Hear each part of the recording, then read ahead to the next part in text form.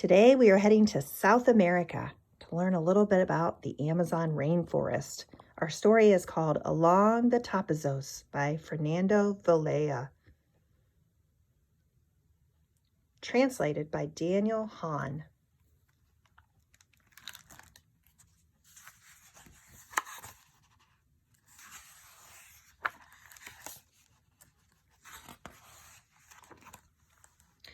We always wake up real early. We have banana porridge for breakfast, and when we hear the motor of Zay's boat in the distance, we grab our knapsacks and race over to the ladder. It's time to go to school. Bye, Pa. Bye, Ma. Bye, Titi.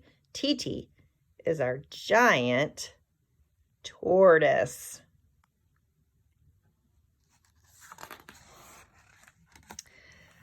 Living on the bank of a river is amazing because on the way to school, there are so many animals. Me and Zay love playing with the alligators.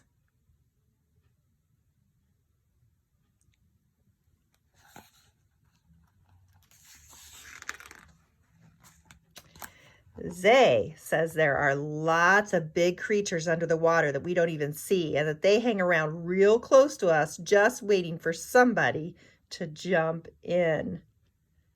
When the porpoises appear, Anae makes a big fuss about them, and they leap around and put on an amazing show. The boat takes us across the whole village. Is there some kind of celebration at the church tomorrow, I ask Zay. Yes, he answers, there are going to be 8 weddings.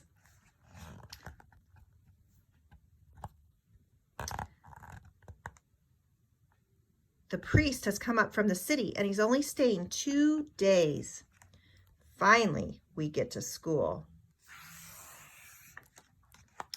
At the end of class, the sky turns dark. Winter's come, somebody shouts. Here in the state of Pará, we only have 2 seasons, summer and winter. In summer, it's very sunny. It's very dry. And the river gets so shallow you can walk across it. But in winter, it rains a lot every day. Non-stop. Look at that rain.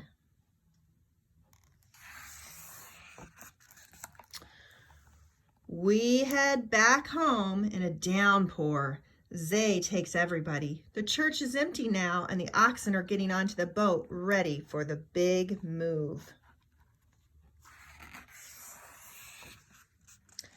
Ma and Pa have already taken everything out of the house and put it in Uncle Pedro's boat, even my guitar. Hey, careful with that table. Get yourselves ready, kids. We're leaving in 10 minutes.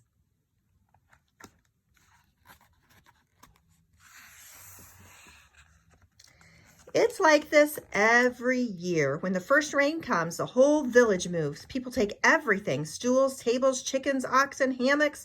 The only thing they leave behind are the houses themselves.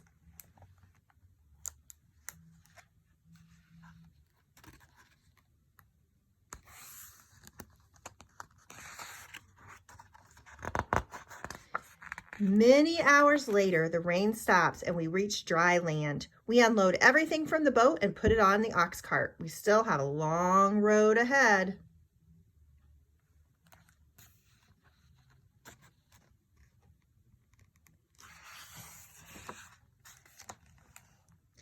In the middle of the rainforest, Pa always finds a good spot, someplace sunny and close to an agarape. That's a kind of waterway. Ma and Anae arrange our things and the food while Pa and I help fetch wood to build our house.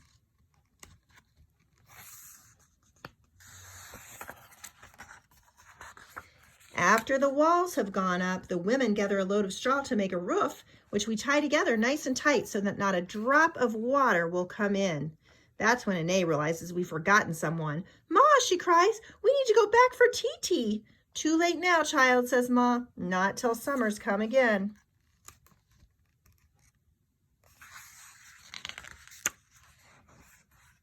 That night, Anae is sad. Titi's going to starve. Kaua, she says to me, and he doesn't know how to swim. I wish we could go fetch him. So I think for a moment, and then I have an idea. Hey, I've got it. Let's sneak out right now.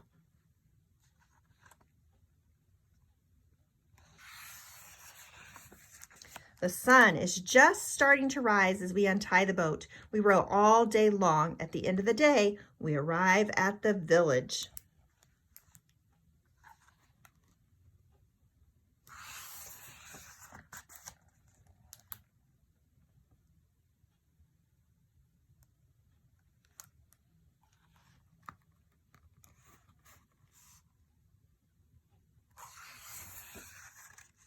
When we reach the house, Titi is alive on the roof, but behind him there's a giant anaconda.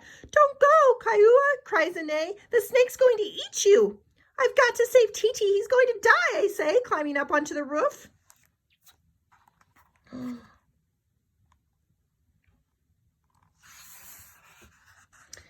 I don't know how it happens, but when I jump back into the boat with Titi in my arms, the queen of the jungle gets all tangled up.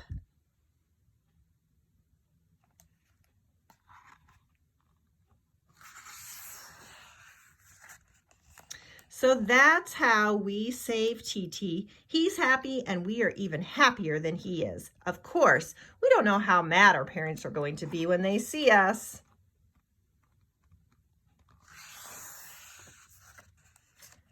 The end. About the Tapajós River. The Tapajós is one of the biggest rivers in the Amazon rainforest, stretching to a length of 1,200 miles. It's connected to the Amazon River by the Jari Channel in the state of Pará, where the story takes place. It's in an area rich in fauna and flora. You can see alligators and hawks and snakes and all kinds of birds, trees up to 130 feet tall, and giant water lilies. Though it's always hot in the Amazon region, the people who live there call the rainy season between December and May winter, and the low tide period, June to November, when it rains less, summer. When it does rain, there's just water everywhere. It rains nonstop. It rains so much that the river rises by more than 16 feet, flooding the houses in a good part of the rainforest. Those areas of inundated Amazonian rainforest are called igapós. In the summer, when the water level drops back down, it's hard to get boats through the smaller tributaries of the rivers known as igarapés. Many people live along the banks of the Amazon rivers.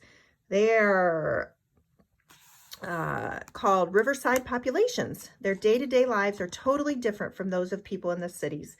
They live in houses built on stilts, they sleep in hammocks, and instead of using cars and buses, they get around by boat. In the flooding season, a lot of people need to move, and even the schools get shut down. Children make the most of this time by playing soccer and having fun, just as in any other part of Brazil. The end. Thanks, friends, for learning a little bit about the Amazon, about the country of Brazil in the continent of South America.